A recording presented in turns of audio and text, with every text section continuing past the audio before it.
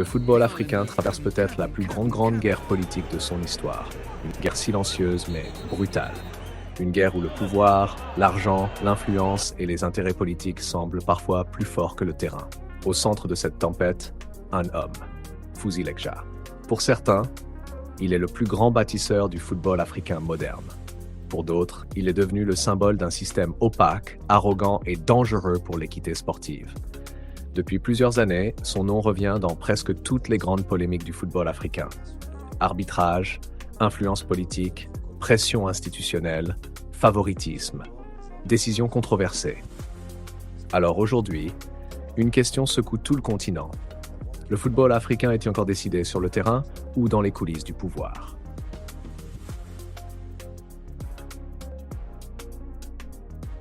Pour comprendre la colère de nombreux supporters africains contre Fouzi Lekja, il faut d'abord comprendre son immense pouvoir.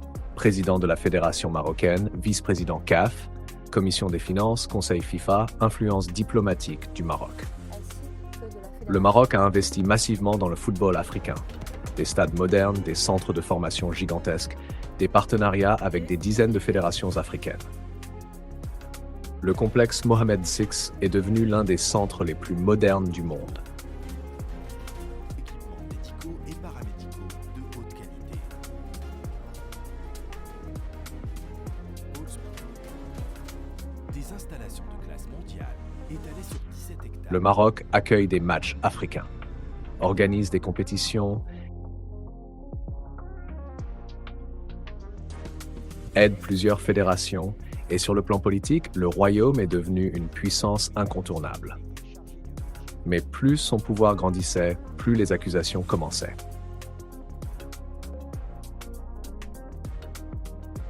Le premier grand scandale qui va durablement salir l'image de Fouzi Lekja remonte à 2019. Lors de la finale de Coupe de la CAF entre Berkane et Zamalek, l'arbitre éthiopien Bamlak Tessema aurait accusé Fouzi Lekja d'agression après le match. L'affaire provoque immédiatement un énorme choc sur le continent. Plaintes, rapports, critiques, classements sans suite. La CAF classe finalement le dossier sans sanction majeure, évoquant un manque de preuves suffisantes. Mais dans l'opinion publique africaine, beaucoup voient déjà apparaître un mot qui reviendra constamment, impunité.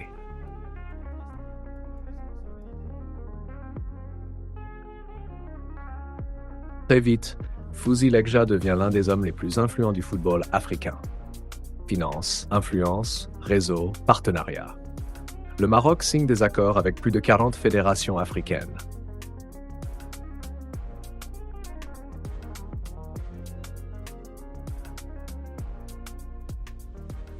Officiellement, il s'agit d'aider le football africain, mais ses opposants parlent d'un immense réseau politique destiné à contrôler les votes et les décisions.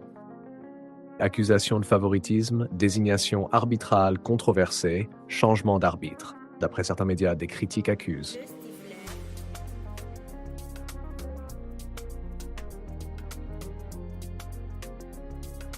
L'un des reproches les plus fréquents contre Fouzi Lekja concerne son attitude face aux arbitres. CAN féminine, colère publique, protestation, critique sur son comportement. Devant les caméras du monde entier, des images montrent un dirigeant extrêmement tendu après certaines décisions arbitrales. Pour ses détracteurs, cela alimente un climat de pression permanent autour des arbitres africains. Lekja, pourquoi t'en as pas marre de parler de Lekja?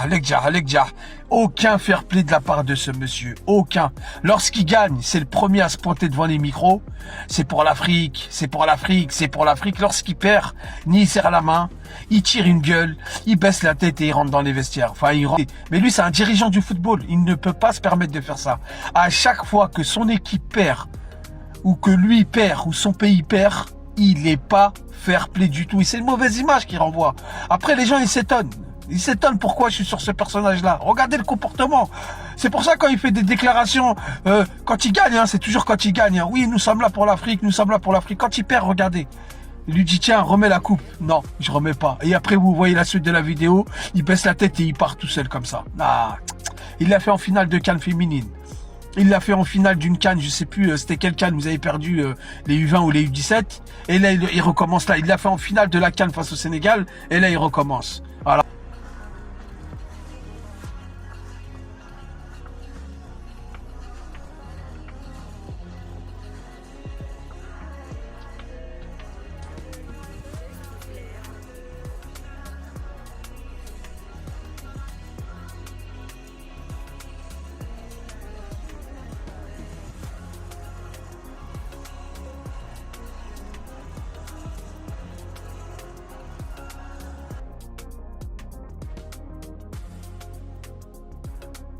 Mais c'est la CAN 2025 qui va transformer la polémique en véritable guerre continentale. Selon les récits reliés, finale tendue, polémique, interruption, tension, recours, bataille administrative.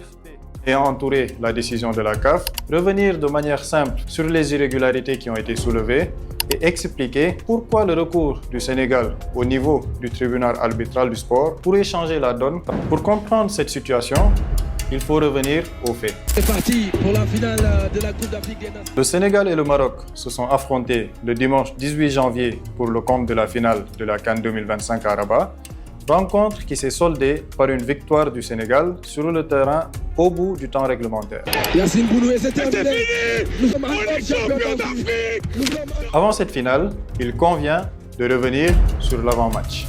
L'équipe nationale du Sénégal a été accueillie à la gare de Rabat sans dispositif sécuritaire à une équipe finaliste de la Coupe d'Afrique des Nations au Maroc. L'équipe nationale du Sénégal, ayant en son sein des joueurs de renommée mondiale, a été laissée à la merci de supporters sans cordon de sécurité autre que la sécurité qui était présente au niveau de la gare. Épisode de l'accueil à la gare, il a été constaté que le sélectionneur national Pape Thiaw est venu en retard lors de sa conférence de presse d'avant-match. Pour ça, on est là à cette heure-là. Bref, et on s'en excuse, même si c'est... Un retard qui est dû au manque de dispositifs sécuritaires qui est venu bien avant l'heure impartie pour l'accompagner sur le chemin de la conférence de presse d'avant-match. Après ce retard qui a été évoqué au niveau de la conférence de presse, il y a d'autres faits suspicieux qui ont été remarqués. En effet, des joueurs de l'équipe nationale du Sénégal ont été vus dans un état assez consternant, exemple Crépin Diatta, et des suspicions d'empoisonnement ont été soulevées. Autant de faits qui laissent présager une tentative de déstabilisation de l'équipe nationale du Sénégal. 2 mois après cette victoire acquise de haute lutte par l'équipe nationale du Sénégal, la CAF a, dans une démarche inique, décidé de retirer la victoire à l'équipe nationale du Sénégal et de déclarer vainqueur l'équipe du Maroc sur tapis vert. Il convient alors de revenir sur toute cette procédure opaque. Une décision initiale est prise dans ce dossier par le jury disciplinaire. Elle fait l'objet d'une contestation marocaine, ce qui est normal dans un état de droit sportif. Le dossier est donc porté devant le jury d'appel de la CAF, censé garantir une révision équitable et indépendante. Mais au lieu de clore le débat, la décision rendue par la CAF à travers son jury d'appel le 17 mars 2026 va susciter davantage d'interrogations. Et c'est là que le problème commence. Étudions d'abord le process utilisé dans cette procédure. Première anomalie, la procédure. Et en droit, la procédure est fondamentale. Plusieurs éléments laissent penser que certaines règles n'ont pas été respectées. Délai, modalités d'examen ou encore conditions dans lesquelles les parties ont pu présenter leurs arguments. Or, il faut le rappeler, une décision peut être juridiquement contestée, non pas pour ce dont elle a été rendue. Revenons sur la forme. Le jury d'appel de la CAF, censé rendre sa décision de manière collégiale et normalement constitué de 9 membres, selon les textes de l'instance, avec un quorum à respecter pour rendre la décision légale et légitime. Or, dans les faits, cette norme n'a pas été respectée. En effet, 4 des membres du jury d'appel ont contesté leur responsabilité dans cette décision. Nous pouvons citer, en guise d'exemple, le Djiboutien, Mohamed Roble Jamal, qui s'est aussitôt exprimé après la décision publiée par la CAF pour réfuter sa présence dans le jury et rendu la décision et ainsi dégager ses responsabilités. Roble Jamal, je suis avocat et je suis membre du jury d'appel de la Commission africaine de football. Mon nom circule sur Internet comme quoi j'aurais participé à la prise de décision qui avait condamné l'équipe du Sénégal par un match forfait. Je tenais à préciser que je n'ai pas participé à cette audience, à cette commission qui a siégé et qui a statué sur le forfait qui a été déclaré à l'équipe du Sénégal. Mais je tenais à préciser et à dire à tout le monde que je n'ai pas participé à cette commission. Une position confortée dans la foulée par le président de la Fédération djiboutienne de football, Souleymane Hassan Wabiri. Je voudrais apporter quelques éclaircissements sur la décision qui a été prise par la CAF, par la commission d'appel de la CAF. Je voudrais, en tant que président de la Fédération djiboutienne de football, confirmer ici que la République de Djibouti n'est nullement concernée, car notre représentant au niveau de cette commission, n'a pas été convoqué ni participé à cette réunion. C'est une incompréhension à laquelle on peut ajouter la présence illégale et illégitime dans ce même jury d'appel de la CAF du président de la Fédération tunisienne de football, Mohez Ben Tassar Masri, réputé proche de l'EGJA, posant ainsi les bases d'un conflit d'intérêts manifeste, car violant les règlements de la CAF conformément à son statut de président d'une fédération membre. Mais ce n'est pas tout. Il faut aussi savoir que quelques semaines avant le 17 mars, le directeur des organes indépendants au sein des affaires juridiques au niveau de la CAF, Yassine Osman Roblé, a été tout simplement limogé sans motif. Lui qui occupait un rôle clé, notamment la coordination du jury disciplinaire et d'appel de la CAF. La procédure douteuse expiée, venons-en à notre deuxième point, l'interprétation des règlements. Le jury d'appel est censé appliquer les textes de manière rigoureuse et cohérente, mais ici, certaines lectures posent question. Le problème, ce n'est pas la décision finale rendue, mais la procédure juridique utilisée pour y parvenir. Et lorsqu'une interprétation semble discutable, elle ouvre la porte à un recours. Le Sénégal ne peut pas perdre ce match sur tapis vert et on ne peut pas retirer ce titre au Sénégal. Le Sénégal restera debout et va légitimement défendre cette victoire sur le terrain, qu'on a acquis sur le terrain, avec le talent de nos joueurs, et on a donné mandat à nos avocats de poursuivre cette procédure au niveau du tribunal arbitral. Les articles 82 et 84 évoqués dans cette décision sont sujets d'interprétation subjective par le jury d'appel de la CAF, car évoquer un retrait de l'équipe nationale du Sénégal conformément à l'article 82 est contraire à la réalité. En effet, la totalité de l'équipe nationale du Sénégal ne s'est pas retirée du terrain, comme vous pouvez le voir assez clairement sur ces images.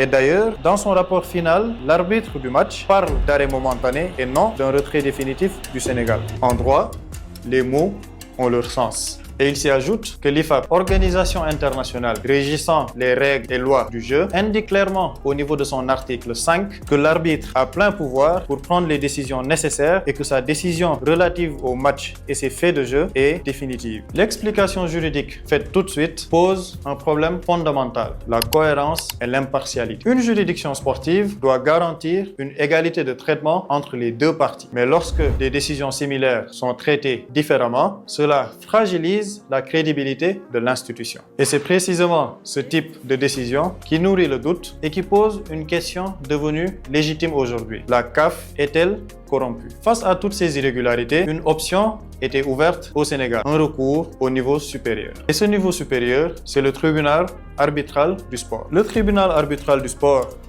basé à Lausanne, est considéré comme la plus haute juridiction du sport mondial. Son rôle est simple, vérifier que les règles ont été respectées et garantir une justice indépendante. Concrètement, le Sénégal demande ici une réévaluation complète de la décision rendue par la Confédération africaine de football et un retour à son droit confisqué par la CAF, notamment en mentionnant les dispositions juridiques citées précédemment dans cette vidéo. Mais au-delà de l'aspect sportif, le Sénégal a brandi une plainte au niveau du FBI visant les responsables de cette décision. Cette requête se justifie par la compétence des autorités américaines en la matière, car fonctionnant financièrement au régime du dollar américain, mais aussi au niveau interne par les connexions douteuses évoquées entre certains responsables cités dans ce dossier et le président de la Fédération royale marocaine de football, Fouzi Legja, qui, rappelons-le, est par ailleurs le président de la commission des finances au sein de cette même CAF. Cette affaire pose donc une question beaucoup plus large, celle de la gouvernance du football africain. Si le TAS donne raison au Sénégal, ce qui sera vraisemblablement le cas, cela poserait une jurisprudence majeure sur le plan continental. En attendant cette décision du TAS, qui vraisemblablement donnera raison à l'équipe nationale du Sénégal, ce qu'il y a lieu de retenir est ceci. Le Sénégal a gagné la Coupe d'Afrique de haute lutte sur le terrain dit rectangle vert, mais il l'a aussi et surtout eu en luttant contre un système bien huilé qui avait prédéfini le vainqueur de cette compétition en usant de tous les moyens pour arriver à ses fins. Mais c'était sans compter sur le courage et la force de caractère de cette belle équipe du Sénégal qui a su dignement représenter ce beau peuple à laquelle elle appartient le Sénégal. Et les images de célébration en allant du Stade de France au Stade Abdoulaye Wade de Diamniadio ne nous démentiront certainement pas.